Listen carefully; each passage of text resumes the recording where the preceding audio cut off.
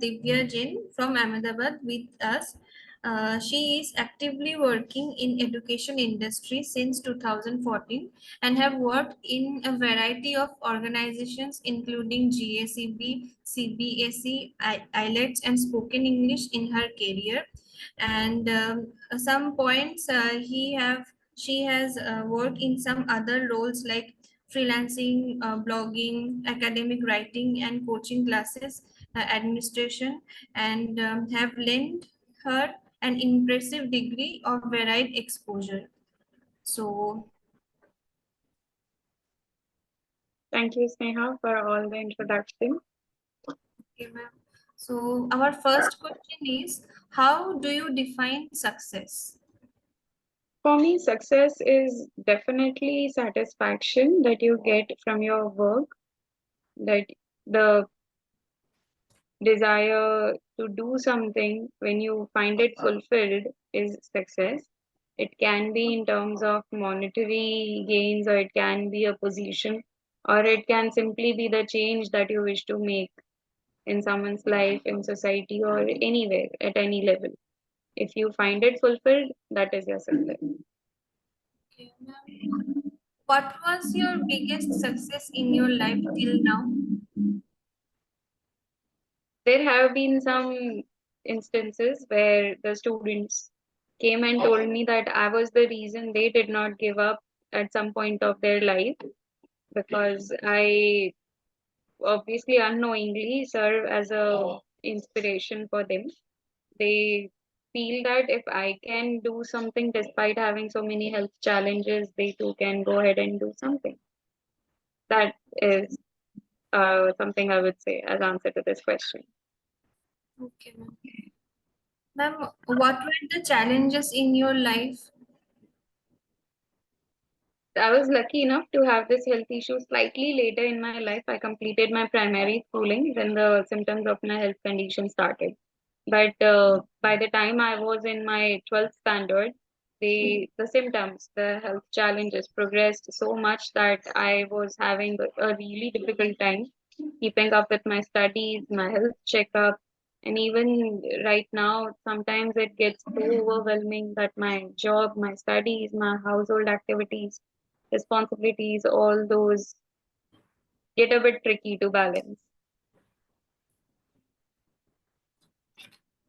So, tell me any memorable incident from your childhood. There have been many, but I would pick an incident where I remember going to my father with some problem, and I said that I want you to listen to me as a friend, not as a father. And his reply was, it doesn't make a difference. Even if I'm your father, I'll always be there as a friend and I'll guide you equally, because in both the roles, I want your betterment. That's when I realized that being an elder, obviously, he can't shake off his responsibility, his feeling of being a father, protective father at that. But since then, I realized that I have a constant friend in him. So now, how many students you are teaching right now? The number keeps varying because in IELTS batch, the students are there for varying periods.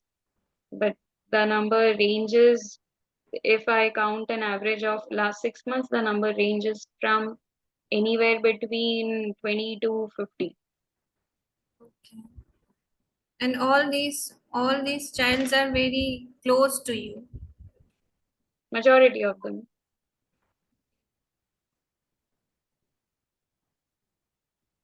Prem,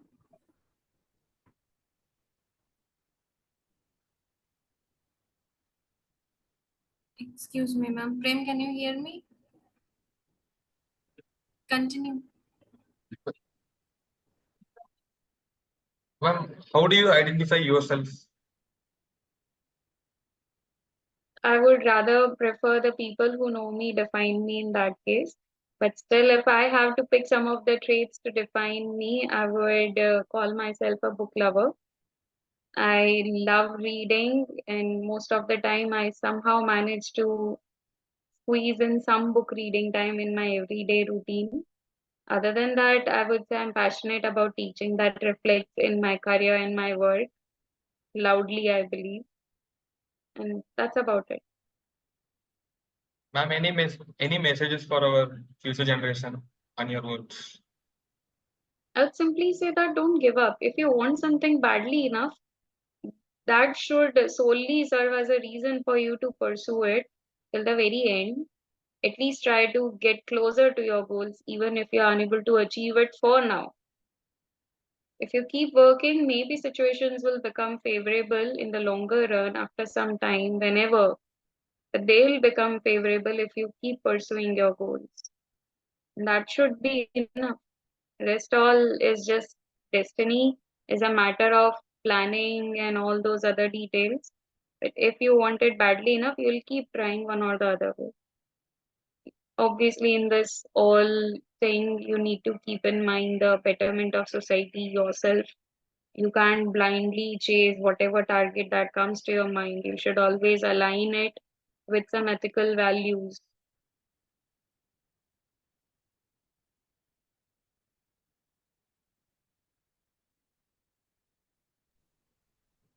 Ma'am, do you like to travel? Yes, I love it. So, like, do you like mountain hills or beaches? Like, For me, beaches are easy to reach, accessible more as compared to mountains. That's why I prefer beaches slightly more than mountains.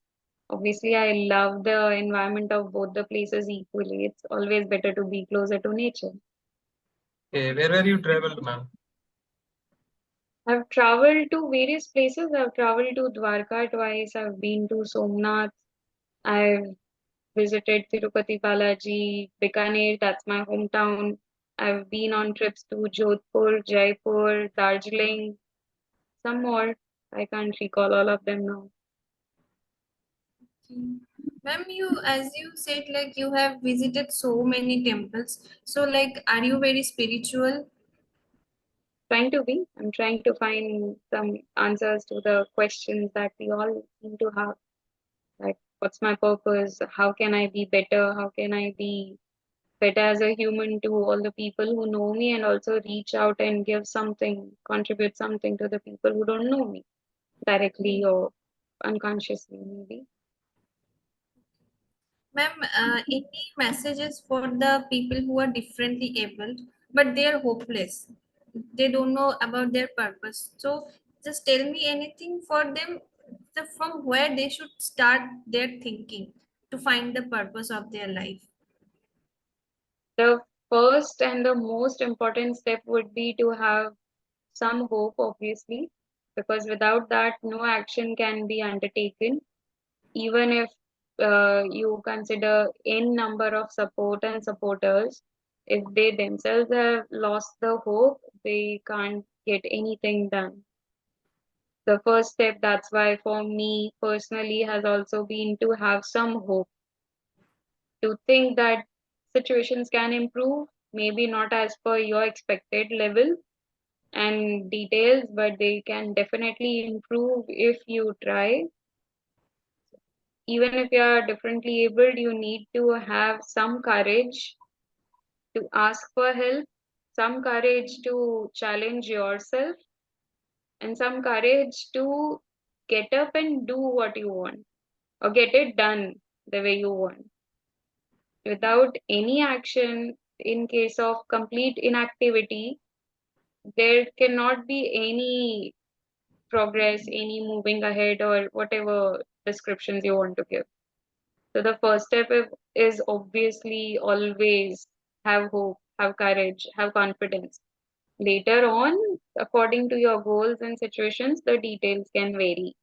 And thanks to internet, thanks to so many people out there who want to help you whichever way they can, you can always go out there and find someone who's ready to be there for you.